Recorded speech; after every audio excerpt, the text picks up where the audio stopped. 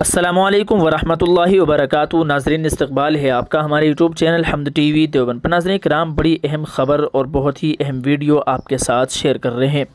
नाज़रीन, वीडियो में मौजूद शख्स ख़ुद ज़बान से कह रहा है, अनभक्त के लिए यही सज़ा होनी चाहिए। जी हाँ नाज़रीन, राहत इंदौरी साहब का वो शेर कि लगे कि आग तो आएंगे घर कई ज़द में, यहाँ पर सिर्फ हमारा ही मकान थोड़ा ही है।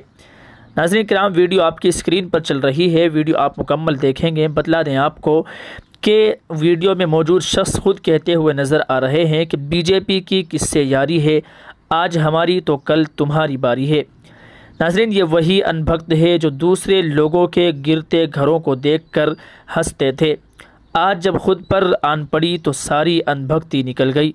जी हाँ नाज़रीन, वीडियो आपकी स्क्रीन पर चल रही है। जब इनके घर पर बुलडोज़र चला दिया गया तो अब आप इनकी ज़बान से सुनिए कि ये क्या कहते हुए नज़र आ रहे हैं। नाज़रीन, वीडियो आपकी स्क्रीन पर आ रही है, आप इसको मुकम्मल देखिएगा। चलिए नाज़रीन, वीडियो आ चुकी है, आप देख लीजिए। नाज़रीन, अपनी राय कमेंट बॉक्स में ज़रूर डालिएगा।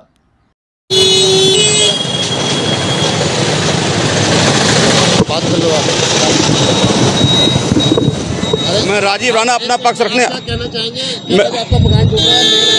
मैं राजीव राणा अपना पक्ष रखने आया हूँ। मेरा मकान बेवजह तोड़ दिया है। मेरा मकान बीडी अप्रूव्ड है, मेरा होटल भी बीडी अप्रूव्ड है और गलत फहमी मेरा मकान तोड़ दिया इन्होंने।